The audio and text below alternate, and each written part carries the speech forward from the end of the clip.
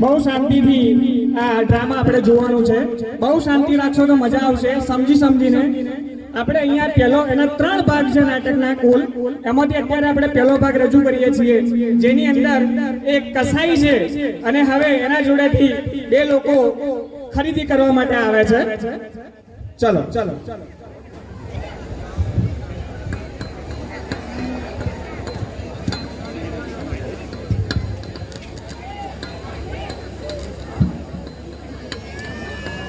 साहिब भाई अब तो मटन मिल रहा है, मैं तो मटन खरीदूंगा।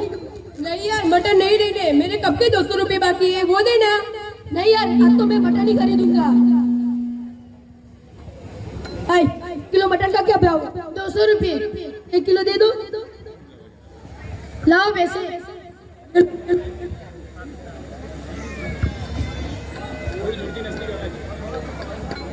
तुमने मटन नहीं दिया तो मेरे कब के 200 रुपए बाकी है, वो देना। 5 साल हो गए अब तक भी तुमने नहीं दिए। हाँ मैं तुझे बाद में दे दूंगा। नहीं मुझे अभी चाहिए। मैं नहीं दूंगा, तू क्या करेगा? मुझे देना मेरे पैसे। बचाओ। अबे वो इसका तो खून हो गया। अरे इसका तो किसी ने खून कर दिया, ये तो मर गया। अरे ये तो मर गया। अरे ये तो मर गया। अरे ये तो मर गया। उठ पे उठ। अरे ये तो मर गया अभी। अरे देखो उसका किसी ने खून कर दिया। तूने खून किया इसका? मैंने नहीं किया, मैं तो इसकी चीख सुन के आया था। नहीं तेरे हाथ छुरी भी है, देख तूने खून किया है। सिपाहियों को बुलाओ। नहीं तूने ही खून किया है, देख तेरे हाथ में छुरी भी है। मैंने नहीं किया।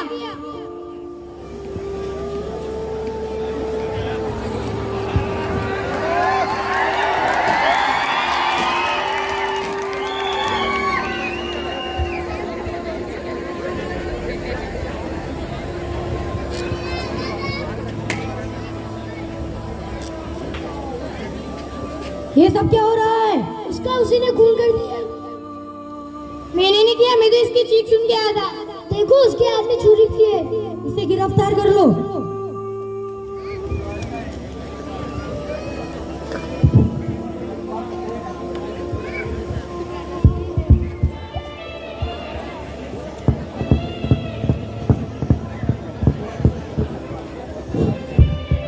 આવી રીતે કસાઈને બાદશાહના દરબારમાંથી સિપાહીઓ આવે છે અને કસાઈને ખૂન કરવાના આરોપસર એને પકડી અને જેલમાં પૂરી દેવામાં આવે છે. જ્યારે ખૂન કરનાર તો કોઈ બીજો છે, છતાં પણ શું છે કે એમને નજરે અહીંયા આવ્યું છે કે દોડીને આવ્યો છે, એના હાથમાં છરી હતી, એટલે એ જગ્યા પર એ ગુનેગાર સાબિત થાય છે. માટે દરબારમાંથી સિપાહીઓ જે આવેલા છે એ એને પકડી અને જેલમાં પૂરી દે છે. અહીંયા આપણો પહેલો ભાગ પૂરો થાય છે. હવે આપણે જોઈએ આગળ બીજા ભાગમાં શું થાય છે.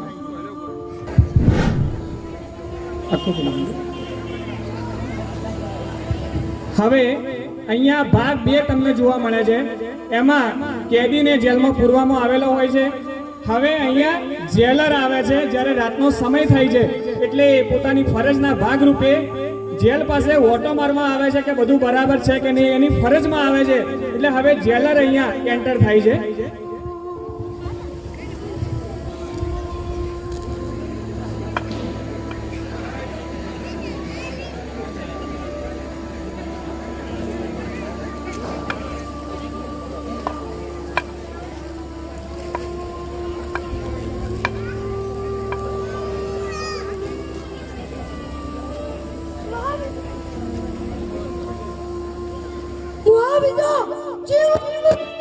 सब ठीक है जी हुजूर।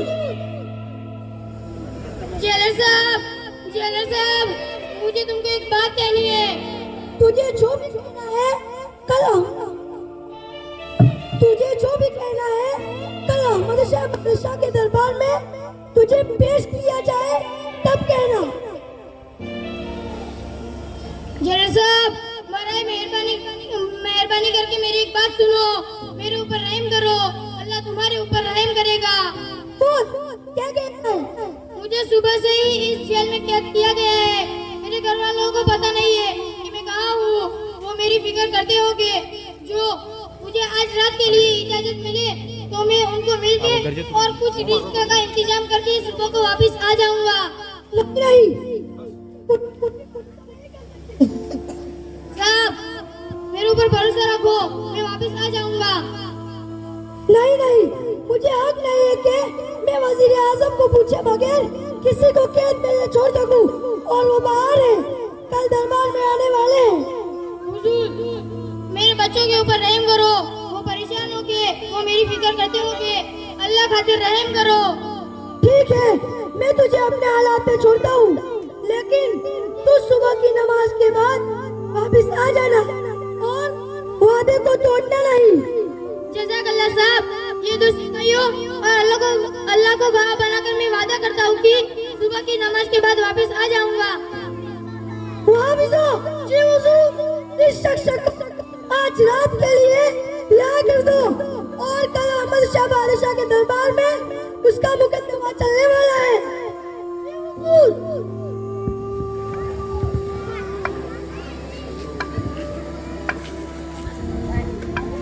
હવે આવી રીતે જેલર હુકમ કરીને જાય છે કે કેદીને એક રાતની મોહલત આપવામાં આવે, એ કાલે સવારે પાછો આવશે।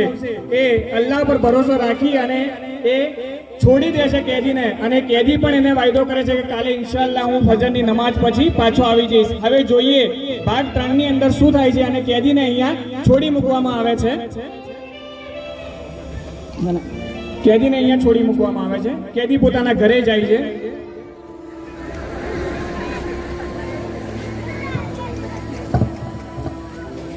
હવે આગળ આપણે ભાગ 3 જોવાનો છે। એમાં જોઈએ કે એમાં બાદશાહનો દરબાર ભરાવાનો છે।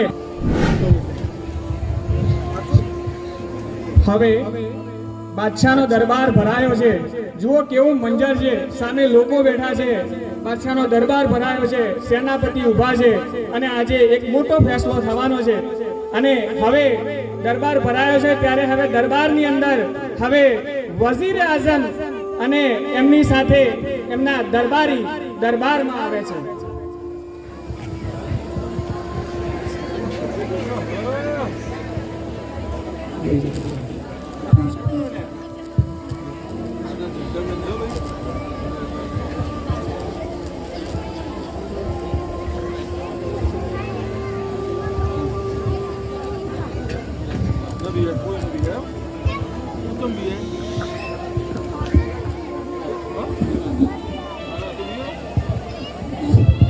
ચલો હવે વજીર અને દરબારી આવી ગયા છે। હવે આપણે ઇંતજાર છે શહેનશાહ બાદશાહનો, જેમને હવે એ દરબારમાં આવશે। होशियार हो जाओ, बाअदब, कामुलाहिजा, फरजंदे फैजन, शहंशाह बावलचुड़ी, बादशाह अहमद शाह तशरीफ ला रहे हैं।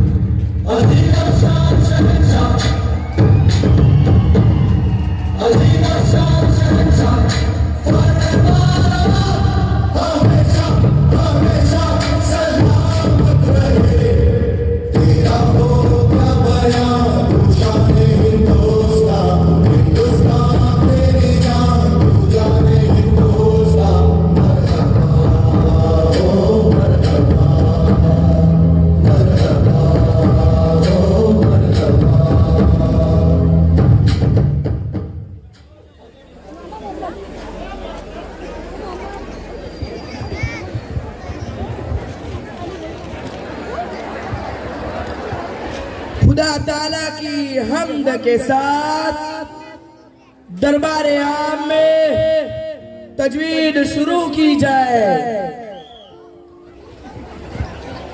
वो तो इज्जु मन तशा वो तो जल्लु मन तशा अल्लाह जिसे चाहे उसे इज्जत दे और जिसे चाहे उसे जिल्लत दे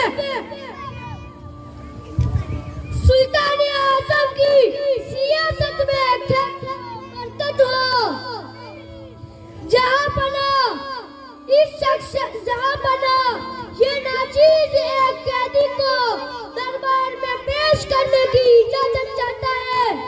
इजाजत है। कैदी को पेश किया जाए। कटी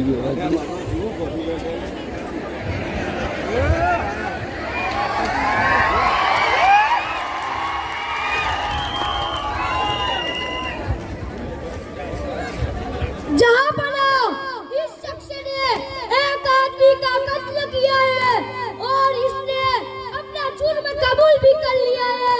सुल्तान आजम से गुजारिश है कि उसका फैसला सुनाए। पहले उस शख्स की रसन खोल दी जाए।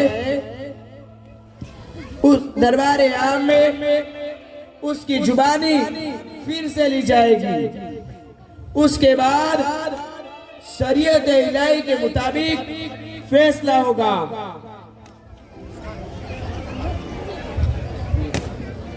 કેદીની રસીને ખોલી દેવામાં આવે છે અને કેદીના હાથ છૂટા કરવામાં આવે છે। दरबार आम में सबसे मुखातिब होकर आपसे पूछा जाता है कि क्या आपने वाकई कत्ल किया है? जी हुजूर।